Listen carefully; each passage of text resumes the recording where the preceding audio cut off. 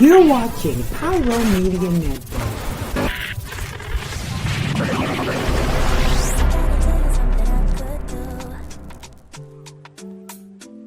I could be running around chasing you, but I won't. Cause I got better things to do.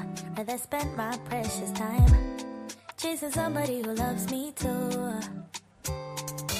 If I got $1 for every time you slam the door, I would be the richest girl alive, life. If you hadn't run away every time I asked you stay, you would sleep right next to me tonight. And you didn't know me, all you wanted was a game to play, and you couldn't handle that I had no ways. About your magics and your side chicks, I'm a winner. Thank you for tuning in. If this is your first time joining us, welcome. We hope your experience is fruitful. Please feel free to visit our website to find out how you can join our growing family. While we are loading your experience, please do us a quick favor and hit that like button from whichever platform you're watching or listening on. Also, share so others may enjoy as well. And we hope you would consider hitting that subscribe or follow button so you can check out more of our amazing content. All right, let's start the show. VICKtorious. VICKtorious.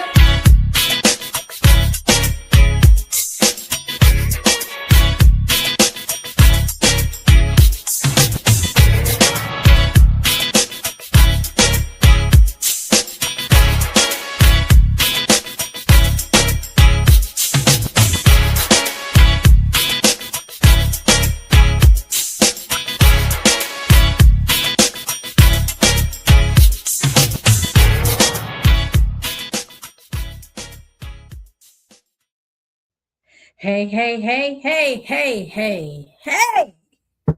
Happy Friday, Junior. I hope you're having a fabulous day. Let me just say this. It has been raining out here in Los Angeles. I don't know what happened. I went away for the weekend, the holiday weekend, and it was fine. And then all of a sudden, I'm looking on Instagram, and LA is underwater. I'm like, what is going on? What is happening? And right now, it is cold. And this is not California cold, because, for us, cold is like 60. No, it's cold. Like, what is going on? My heater was trying to heat. And I was like, are you even on? Because I don't feel what's going on. So we struggling out here. We're going to be all right, though. But nonetheless, happy Friday, Junior. Welcome back to this week's episode of Dr. VICKtorious, where I explore the intersections of social justice, wellness, and what it means to be fully human, Black human, because I'm Black. I'm your host, Dr. Nicole D. Vick, Dr. VICKtorious. So this is Black History Month, and usually y'all know I go all the way out. Like every episode of the month of February is about Black folk, but I did something a little different this time, and that's okay. I can do that because it's my show, right? You can do what you want to do when it's your stuff. So I'm going to talk about Black History Month right now, mid-month, and that's okay. And I think for us, at least for me, from my perspective, I'll speak for myself, Black History Month is not just about remembering our achievements and our accomplishments, but it's also about really taking a deep look into where we are going right in the future. So not just the past, also the future. I'm going to reflect because we did have one of our major icons pass. So I'm going to reflect a little bit on Jesse Jackson, how I remember him, what he has done. Even, we can't ignore there's some things that have happened, right? Like, ooh, I'll touch on it, but not too much. And really think about what his life teaches us about things like Black political power, coalition building, and radical hope. I was watching, as the news bubbled up of him passing. I think he was on Sesame Street. I am somebody. And all the little kids were repeating after him, and he was giving them affirmations. And I was like, that's the Jesse Jackson that I grew up with, that I'm familiar with. I remember the I am somebody and to keep hope alive. I don't know if anybody else remembers that. I'm Gen X. So that's it. Keep hope alive. And I am somebody. And I feel like I still feel that in my spirit. Yes, I am somebody. But before we get into the conversation, on Jesse Jackson and Black History Month, we have to do the scroll stroll. Yeah. I gotta find we gotta make a theme song for Scroll Stroll. The first one I saw this and was like, hold on. I was about to hit the floor. I was like, wait a minute. So DEI has come back defiant. DEI said, y'all not finna take me down without a fight. And DEI, at least in regards to education, has prevailed. And I'm like, yay. So as of February 18th, which was yesterday, the U.S. Department of Education, which, excuse me, side note, I thought they was finna shut down the Department of Education. Remember that? What happened? The U.S. Department of Education has effectively ended its efforts to enforce a nationwide ban on DEI in schools, following a federal court ruling that deemed the initiative unlawful. The department dropped its appeal of a previous injunction, leaving in place a decision that permanently invalidates the February 14, 2025 directive that threatened to cut federal funding for DEI programs. So this is good news. Now, the funny thing about this is, as soon as this hit the social media, LinkedIn and Threads and stuff, people was mad. And the reason why people were mad is because, I don't know if you all remember, a lot of these schools, once this started to come down the pipeline, they preemptively started to draw back and dial back their DEI programs. Departments started closing, Black studies stuff all these things started to get pulled back. And a lot of people that know a lot about this topic were saying things like, wait, this can't stand, right? Hold on. But no, the university was like, so I started seeing on like LinkedIn and Threads, people saying, we don't forget, we have taken note of who folded first, who said, oh no, we have to end this thing because y'all caved when we didn't have to cave in the first place, right? And so that sends a message like, well, who are you really standing up for? Who are you really holding space for and being true to if something like this can cause you so quickly to just say, well, shoot, we're going to close up all the ethnic stuff, all the DEI stuff. No, don't do that because we don't want to lose our money. They were so quick to sort of run away from instead of trying to push back and fight. And now that it has fallen and DEI is again okay to do in schools, people are like, but we ain't forgot those that didn't stand 10 toes down when it mattered. So it'll be interesting to see what kind of conversations come up in the future around this thing. But as of now, DEI is defiant. It has fought back, pushed back. We good as far as the U.S. Department of Education is concerned, as far as our educational system here in this country. So, yay. We'll see what happens, though, because I don't know if this is the end. You know how when you get a win and you be like, this is a good win, but then something else come back and be like, bam, like, and you thought, dang, what happened? We will see. I don't know. All right. Next on the Scroll Stroll, magnificent Mardi Gras. Oh my gosh. So again, scrolling on social media, seeing beautiful pictures of Mardi Gras down in New Orleans, these costumes, and I'm apologizing if they're not called costumes. I mean, to me, this seems like a costume, right? So intricate, and maybe that's not even a good enough word because they're so intricate, so much detail. And it had to have taken months to put these costumes together, these outfits, these things together. Beautiful. I was talking to someone earlier down that way and they said, oh, everything ended yesterday, but it was beautiful. Lots of people out and about doing their thing. So I just wanted to share, like, if you are interested in seeing, go on Instagram, go on Threads, type in Mardi Gras. You will see all the beautiful I'm saying costumes because that's the first thing that's coming to mind. Again, if that's not what they're called, I don't want to offend, but they're gorgeous. The amount of artistry, amazing, and creativity. So I just wanted to share that because it was just so beautiful. The last one is Dashing Dentist. This is just this made me cackle and laugh. I just want to share it because this is funny. So again, on Threads has my heart, y'all.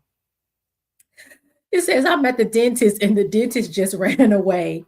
Like I saw him run by the window in this parking lot. And everybody in the comments went to town. So I just screenshot this one. This one guy said he can't handle the tooth. Oh my God. Hilarious. And I'm thinking to myself, now, why would a dentist just like take off running? Like he working. I think about my dentist, Dr. Curtis. Like, why would he just all of a sudden take off running and be and be outside? Like, why would he do that?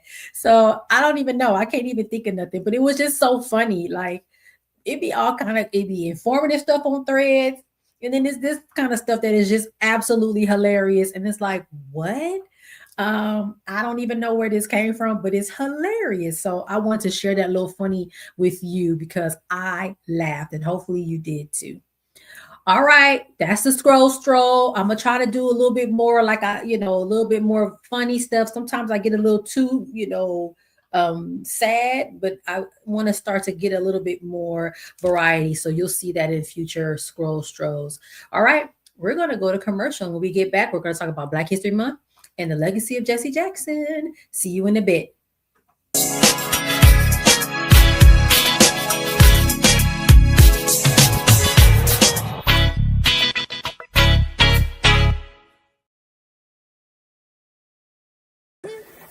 Hey, it's Pastor Kim from It's Just Kim Live Show, and you're watching Pyro Media Network.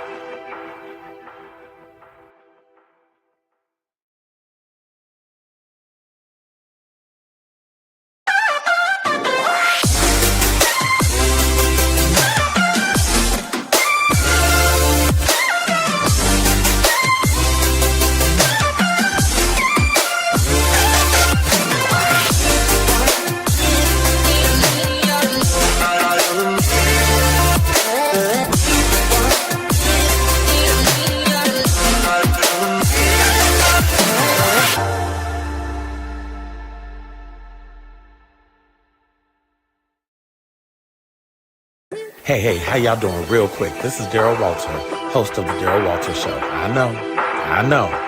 And you are watching Pyro Media Network.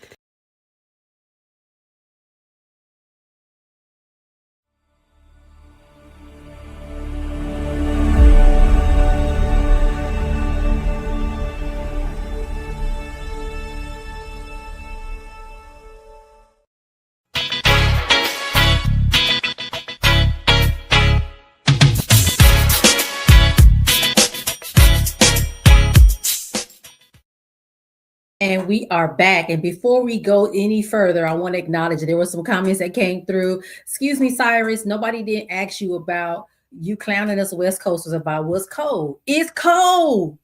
I saw on social media somebody said even somebody from Boston is visiting and they were like, dang, it's cold. So therefore, it's really cold. It's cold. I was like, what's wrong? Is the refrigerator? Am I in the refrigerator? I don't know. It was cold. The heater was struggling. And it was trying, but it couldn't do nothing because it's cold. So I'm waiting for spring and summer to come on through so that we can get some warmth up in here and be happy. And then Vanessa said, yes, we have the big eyes open. Yes. And I assume this is in regards to the Department of Education and the whole DEI thing and how some of these universities straight up folded. Woo! Folded so quick, like a folding chair. Boop! Oh, we can't do that no more. Okay, snatched it. Didn't even push back. And I said, wait a minute, y'all supposed to be about free and open and education and ideas and things. And y'all said, oh no, we gotta take this out. And they just so quick to do it. So we gonna see what happens now in the backlash. It's 30-something degrees. I mean, I'm saying I feel like it very well may be 30 degrees right now in Los Angeles. I'm just saying. Why? Maybe. Why not? Because it is very cold. This the kind of cold I have. I had on a sweater, a shawl in the house, and the heater, and nothing was happening. So I'm just saying.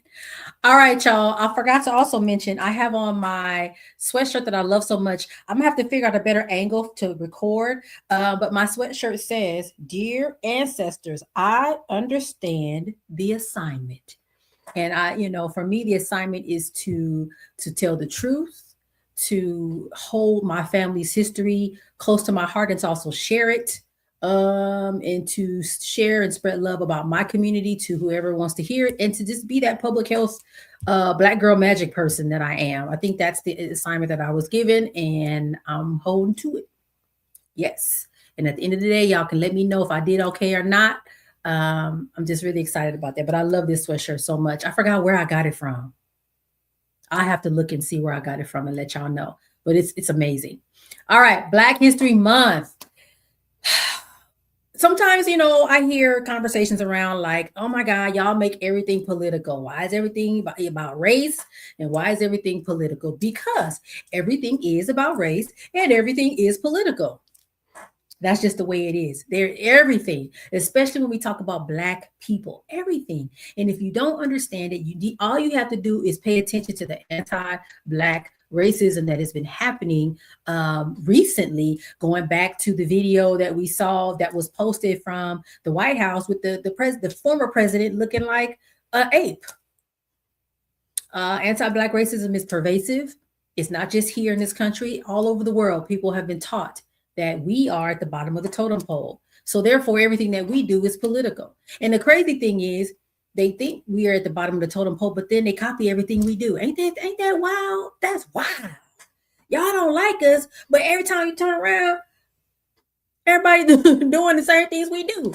Crazy. Anyway, this year to me feels different as far as Black History Month. Black History Month, oh, by the way, is 100 years old. It's the 100th anniversary of Black History Month.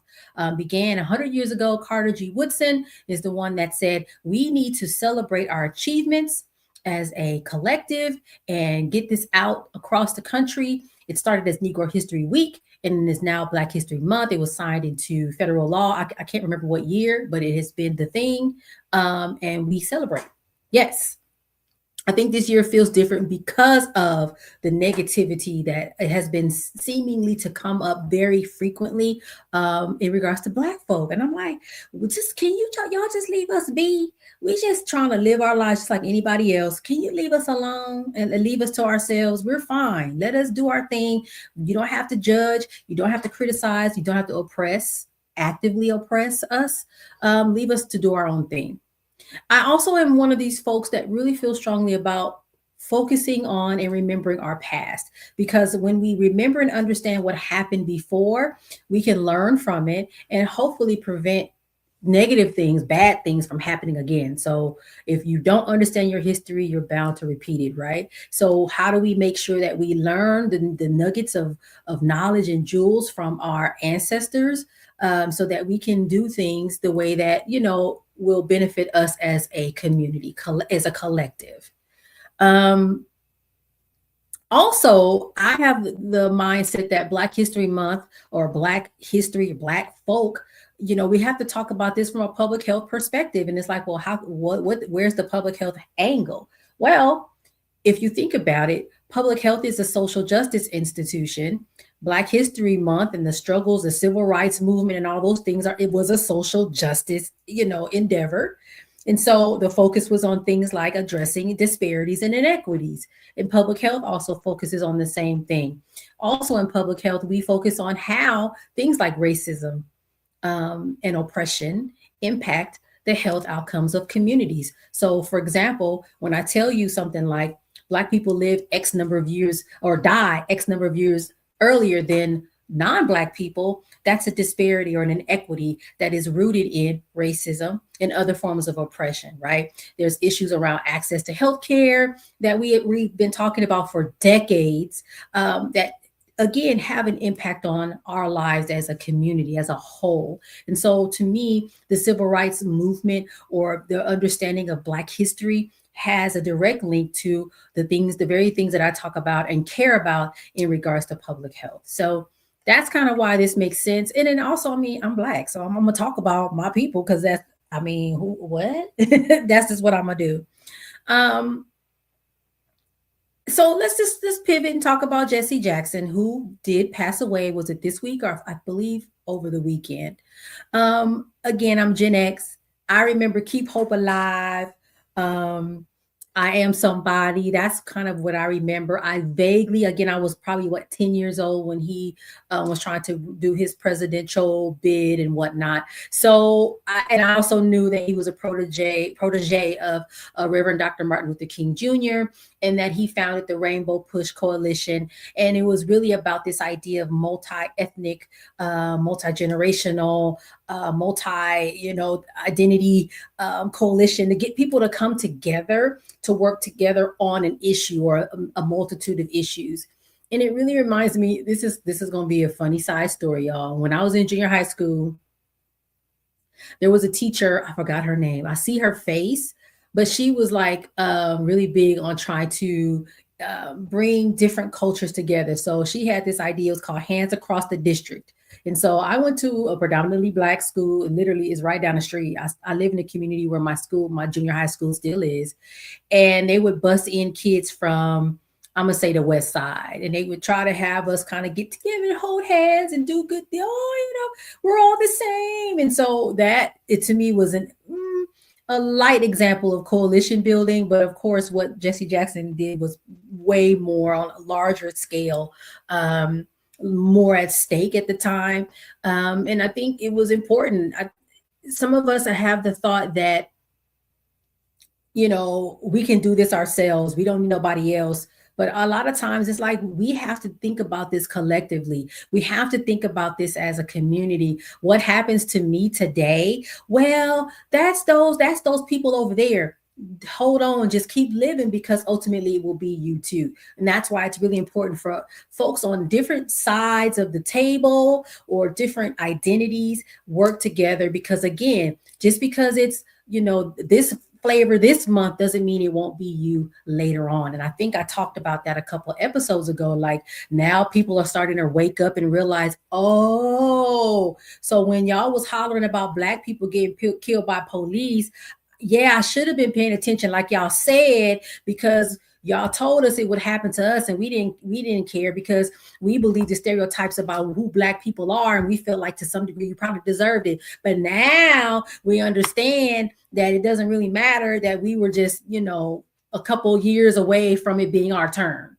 So I think the coalition building that Jesse Jackson was putting together was really about this idea that, wait, we are all in this together. And I wonder if we can ever get back to something like that. I'm not really sure. So he was, I didn't know he was an ordained Baptist. Did I know he was an ordained Baptist minister? I probably did, but just kind of, slipped my mind there. From 1991 to 1997, he served as a shadow delegate. Now, I didn't know that. And shadow senator for the District of Columbia. Didn't know that. He was born in South Carolina, which is really cool to know. I didn't know that either. He began his activism in the 1960s and found the organizations that later merged to make the Rainbow Push Coalition. He expanded his work into international affairs in the 1980s. So again, if you just context, I was probably in elementary school, kindergarten, first grade at that time. He became a vocal critic of the Reagan administration. A lot of people were very critical of the Reagan administration. I think people to this day, when they think about what has happened in this country, they go right back like, baby, this wasn't even Bush. We got to go all the way back to Reagan. So he saw it even then, and I think a lot of people recognized it as well. He launched a presidential campaign in 1984. He was viewed as a fringe candidate, and I think that, as a Democrat, people were probably like, oh, he's going to polarize the party because, the non-Blacks are going to be like, who this man? He's going to splinter us up as a party. So I know there was even probably some pushback at the time against, him trying to launch his presidential campaign. He actually tried to run for president twice. So it was 1984 and then in 1988. So, he let it go after that. And then he did the shadow senator role in the 90s. And he was critical of President Bill Clinton at first, but then, he came around. And so it was really interesting, really, really interesting. The other thing I want to say too is on Threads, I started to see people after he passed, and this often happens, right? When someone passes, you do get the accolades. Oh my gosh, he was such a great man. But then you get the people that are like, well, I never liked him anyway. Or, this stupid term African-American that he pushed on us, but he didn't like it. And so I started to see those things. And then, thankfully there are people on threads that are knowledgeable, that have understanding of Black history in this country. They were like, the term African American did not come from Jesse Jackson. The term African American to describe Black Americans in the United States goes back to like the 1700s, 1800s. And then they actually showed us some publications with those terms. And I'm like, so why are they coining, or why are they trying to attribute this term to him? And then now being mad that they think that he brought this to us.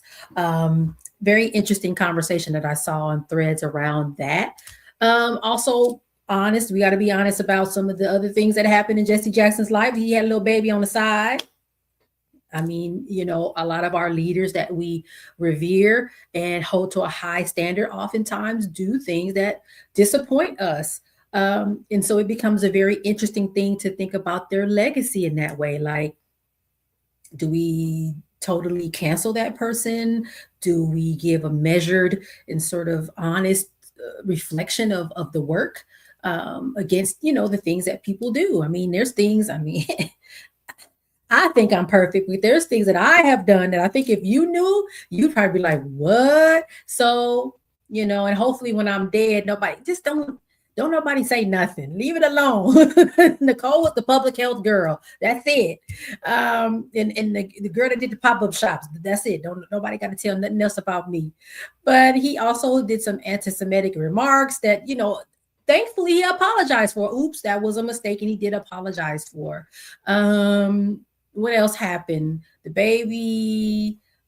Initially, he said some, not so nice things about President Obama that he again apologized for.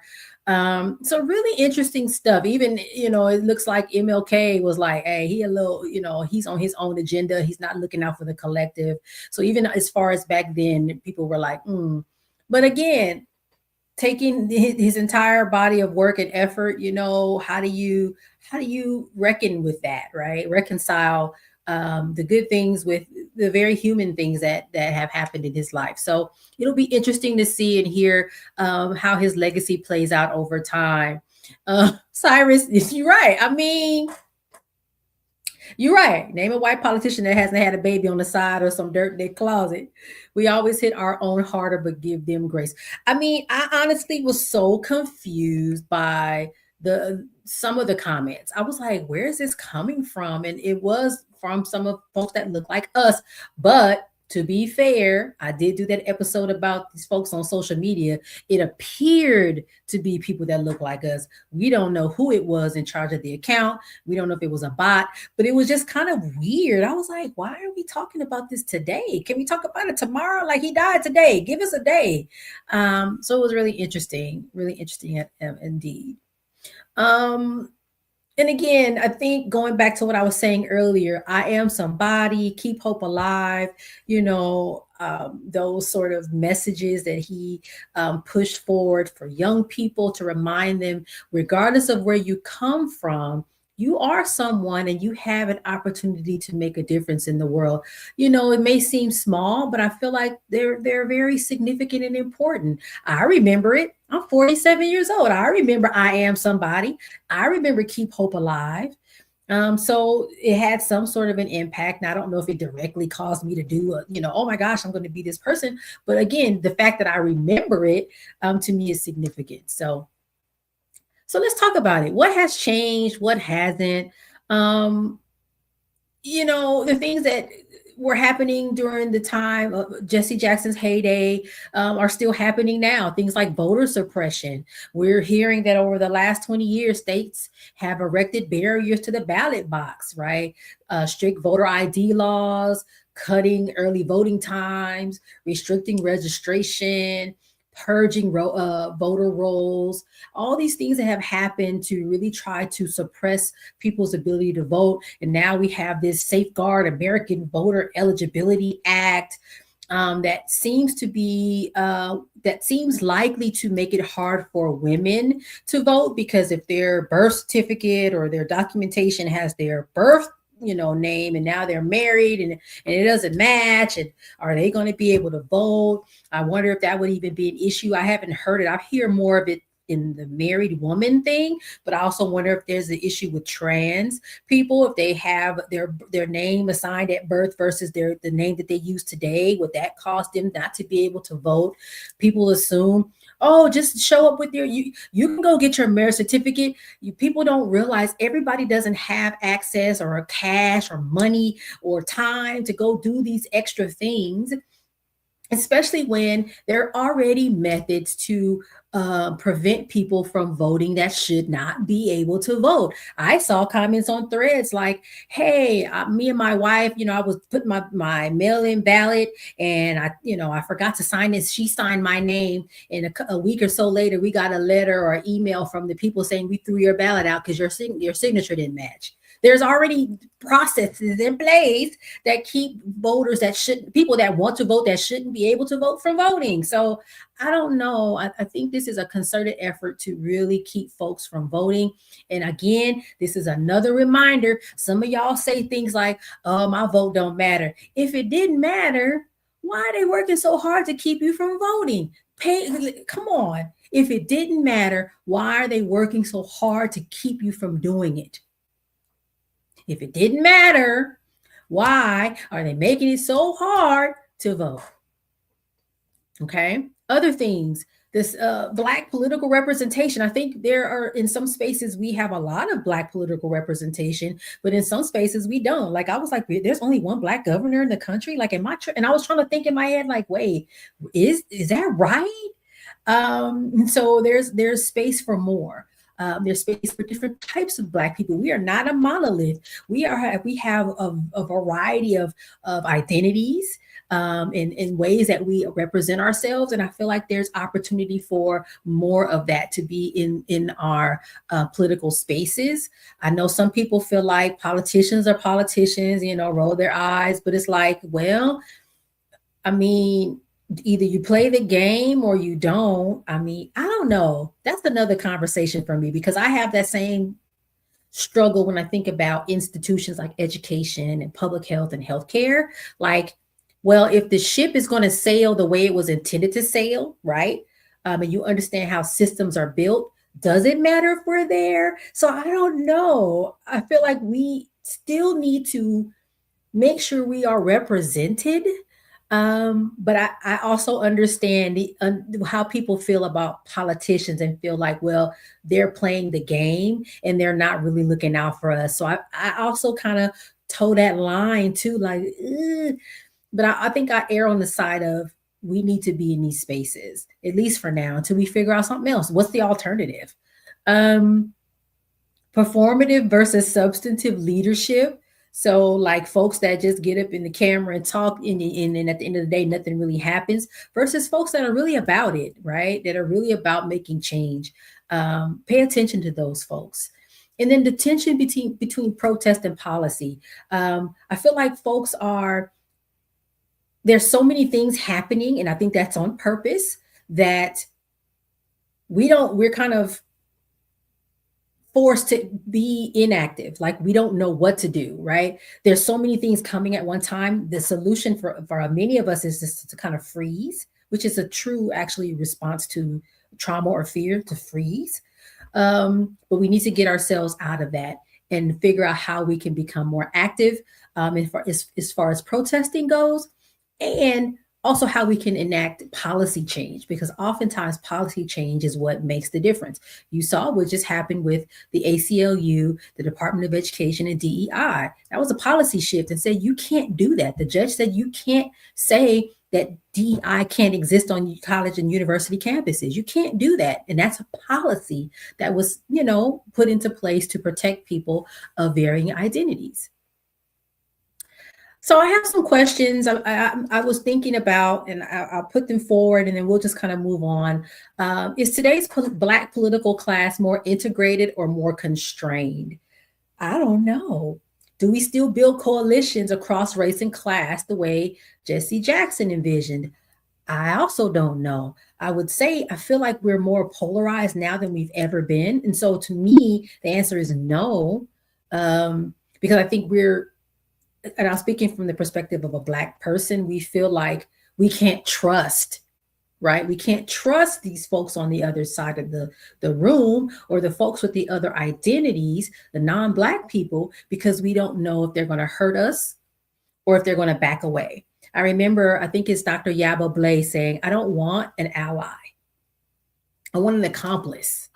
I don't want the ally, because if you're an ally, you can decide to back away. Oh, this is getting too tough for me. Oh, you asking for too much now. And you can back up. An accomplice says, let's go. Where are we going? I'll drive. That's what you want. You want somebody that's in it, that's invested, because they understand that your struggle is their struggle. You don't want an ally. You want an accomplice. And so, the coalition building can be hard when you don't believe or feel that folks will be truly invested. Cyrus, you said, no, I think our focus is different than the times of civil rights movement. Everyone is looking at individual agendas instead of the good of the whole. Absolutely. I don't know what happened, because in kindergarten, they taught us how to share. They did. I know they did, because we watched Sesame Street and all of those things. And I don't know what happened, how we forgot it. Some of us, because I haven't forgotten how to share. I haven't forgot how to consider other people. Matter of fact, I would say that's often first the top of mind for me. Like, dang, even when I broke my ankle, I remember the first thing I said to myself when I was, like, dang, this is horrible. This whole thing is terrible. I said, what if I didn't have health insurance? What if I didn't speak English? What if I was neurodivergent? What if that was the first thing that came to my mind? Like, if I'm having a hard time, what is everybody else going through? And so some of us have retained that ability to think of the whole. And for some reason, the rest of y'all done forgot the lesson on Sesame Street about sharing and worrying about other people. I don't know what happened. We need to get back to that, because that's what the problem is. Very good point, Cyrus. Like, this is crazy. I think in other thing that you said, like we're not in the same space, is really important too. Like, what did his generation and those before him understand about sacrifice that ours struggles with? I think the fact of sacrifice, like we're not used to being uncomfortable. We don't want to give up anything, because baby, y'all was fighting over Target. Nah. I'm like, y'all can't even boycott Target right. Y'all can't even shop local right. Y'all can't, like, everything is always like, well, I don't want to do this. And it's like, what happened to getting on the same accord? What happened to understanding the assignment? What happened? Y'all not listening. So yeah, I think we have a different understanding, and it's been to our detriment, unfortunately. I think there are a lot of us that get it, but there's not enough of us that get it. And we have to figure out how to get everybody else on the same page.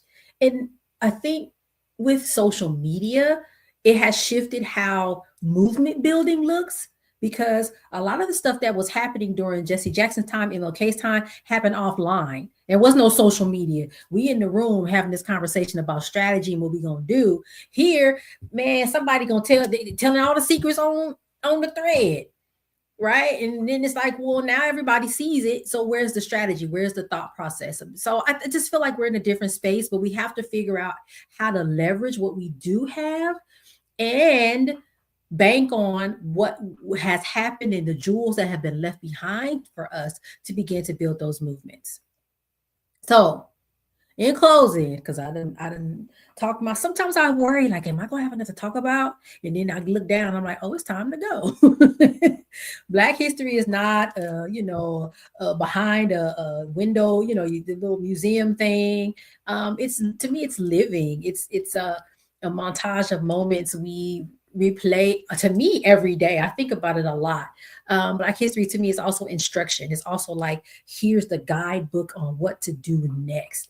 When we reflect on our ancestors like Jesse Jackson, it's not just about him as a person, thinking about him as strategy, the coalition building, how we can bring those things back. Power is not given, it is organized. Folks like him marched, negotiated, built institutions, tried to run for office, understanding the importance of being in those spaces. even, he very well may have known, like, I don't even really have a chance, but I have to push. I think about Shirley Chisholm, the same thing. Like, still, I'm going to do this thing to chart this course to show that it can be done so that other people can come after me, right? This idea of keep hope alive, not blind optimism, it's discipline, hope, the idea that there is a future and that future includes us is really important. So just want to close with that and say, what he said, we got to keep hope alive. I think that's the only thing that really keeps me going, because it can be easy to say these institutions are built on a system of they don't support Black people. They don't care about people that have different identities except for the white, right, majority. And so it can be very depressing and give you a sense of like, well, we never gonna get out of this. But this idea of keeping hope alive is really what keeps me like, well, I have to continue to do what I know in my purview to try to make things better for the next generation of people that come after me. So rest in peace, Jesse Jackson. We're losing a lot of our greats. And I know there's a lot of great people that are coming up behind him. And they're out there now doing the good work. And I hope they are encouraged to continue to move forward and fight for us. Because, baby, it's a fight indeed. And we will continue to put this fight forward. All right, y'all. Thank you for watching this week. Let me give my ending little spiel. We're supposed to go to commercial. But we just we got to go to commercial. Producer, can we go to commercial? Do we need to, I done sat here and went off script. And okay, so let's go ahead and just close out this evening. Thank you for watching. You know where to find me. I'm on social media. I am on my website, www.NicoleDVick.com. I am thoroughly like, woo. I was so into my conversation. I didn't forgot what I'm doing. That's my website, y'all. It's beautiful. You can go there. You can see all about me. You can see previous episodes of Pushing Through Nicole D. Vick Live. And of course, Dr. VICKtorious. You can buy my books on my website. I think as of now, this website is the only place you can buy my books. I have 3 of them. Triumph in the Trenches is the most recent. It is an anthology. I'm one of 22 authors in that book. Pushing Through, Finding the Light in Every Lesson, and Push Through 52 Lifetime Times. You can find me on social media. I am posting again, and I'm so excited about it. I am on Instagram. You can follow my personal Instagram. That's more like, hey, y'all, went to the pool today, like that kind of thing. Or you can follow Dr. VICKtorious, which is more of, hey, public health, workforce development, whoopty whoopty woo. And I'm also on LinkedIn as well. So if you need me to come out and talk, do a little keynote, facilitate a little meeting, do all kind of whatever trainings, holla at me. You can use the website to reach out to me.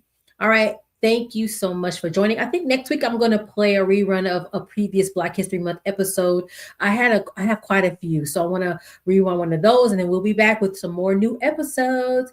I will see y'all next time. Bye.